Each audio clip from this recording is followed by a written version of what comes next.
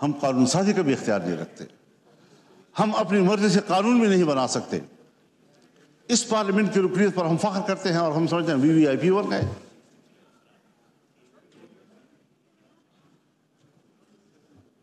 آج ذرا موازنہ تو کیجیے جناب اسپیکر، ہندوستان اور ہم ایک ہی دن میں آزاد ہوئے۔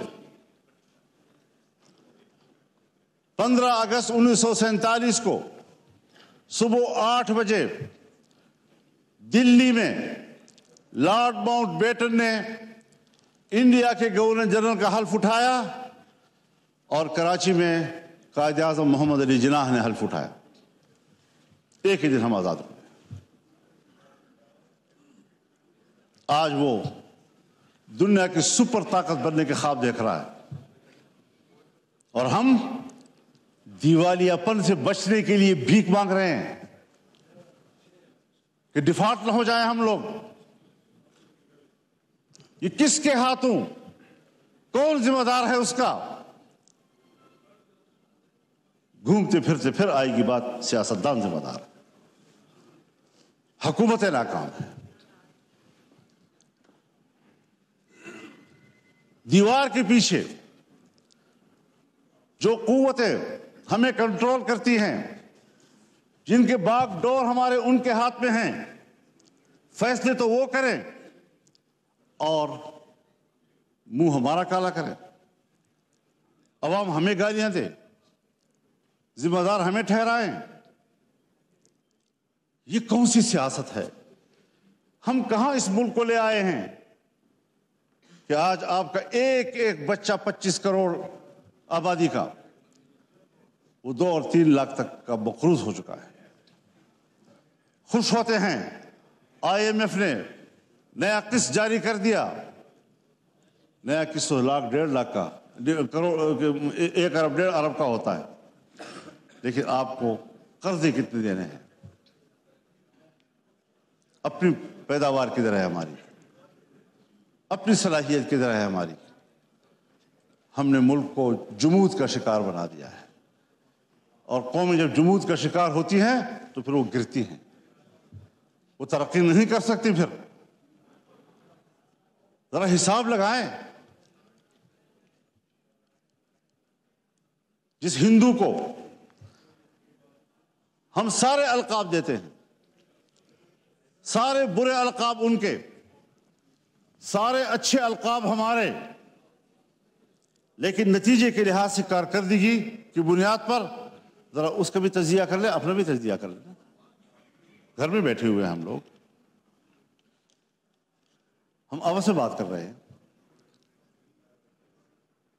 کیوں ایک دوسرے سے بات چھپا رہے ہیں؟ یہ ساری وہ چیزیں ہیں۔ ہم نے ملک حاصل کیا اسلام کے نام پر۔ آج پاکستان دنیا میں ایک سیکولر سٹیٹ کا روپ دھار چکا ہے۔ کہاں ہے لا الہ الا اللہ؟ 1973 میں ہمارا آئین بنا، 1973 میں اسلامی نظریاتی کونسل بنے، 1973 سے آج تک تمام قوانین کا جائزہ لیا گیا۔ اگر کوئی خلاف اسلام قانون موجود ہے تو قرآن و سنت کے مطابق قانون کی سفارشی کی گئی، سفارشات کی رپورٹیں ایوان میں آ گئی، لے کر دی گئی۔ کوئی آپ ایک نشاندہی بحیثیت اسپیکر کر سکتے ہیں کہ سن 1973 سے لے کر آج تک اس کونسل کی سفارشات پر اس پارلیمنٹ نے ایک قانون سازی بھی کی؟ ایک۔ اسی لیے کہ جن لوگوں کو ایوان میں لایا جاتا ہے، جن لوگوں سے ایوان بھر دیے جاتے ہیں، ان کو قرآن و سنت سے کوئی دلچسپی نہیں ہے، پاکستان کے نظریے سے کوئی دلچسپی نہیں ہے۔ کیسے آپ دنیا میں شناخت کرائیں گے اپنی کہ ہم ایک اسلامی مملکت ہیں؟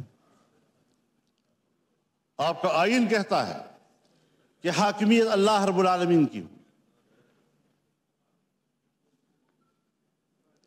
اور ہم روئے زمین پر اللہ کی نیابت کرتے ہوئے عوام کے نمائندے روئے زمین پر اپنے مملکت میں اللہ کی نیابت کرتے ہوئے ان کی تعلیمات کے مطابق قانون سازی کریں گے۔ ہماری انفرادی اجتماعی زندگی قرآن و سنت کے تابع ہوگی۔ یہ میں نہیں کہہ رہا، میرا آئین کہتا ہے، یہ میرا آئین کہتا ہے کہ اسلام پاکستان کا مملکتی مذہب ہوگا۔ یہ میرا آئین کہتا ہے کہ قانون سازی قرآن و سنت کے تابع ہوگی۔ یہ میرا آئین کہتا ہے کہ قرآن و سنت کے منافق کوئی قانون سازی نہیں ہوگی۔ اس پر کوئی عمل درآمد کاغذی حد تک بھی آپ تو ان اداروں کو بھی پابند کر رہے ہیں، نیست و نابود کرنا چاہتے ہیں جو ادارے آپ کے اس ملک میں کسی طرح دین و مذہب کی علامت ہیں۔ ان کو آپ معاشرے کا مین سٹریم ہی نہیں سمجھتے۔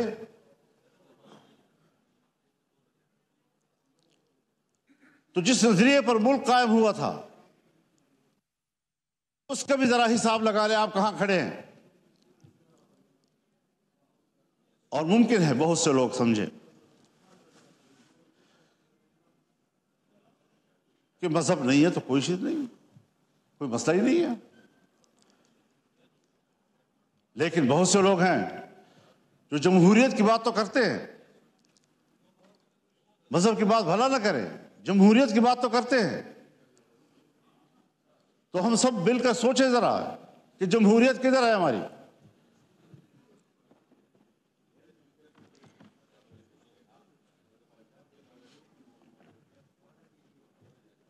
54-55 سے سن 1954-55 سے 58 تک نیم مارشل لا، اور 58 سے لے کر 71 تک مکمل مارشل لا، 77 سے پھر مارشل لا، 99 سے پھر مارشل لا،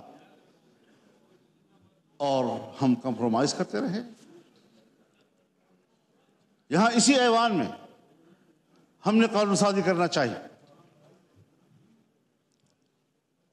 چیختے رہے ہم لوگ کہ صاحب یہ جو کچھ آپ کر رہے ہیں قرآن و سنت کے خلاف ہے، کسی نے نہیں سنی۔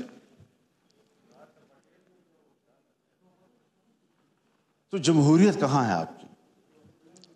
الیکشن آپ کے ڈھونگ، اسمبلیوں کی کوئی قدر و قیمت نہیں۔ اسمبلی میں آنے والا اپنے آپ کو معزز سمجھتا ہے، عوام کا نمائندہ ہے۔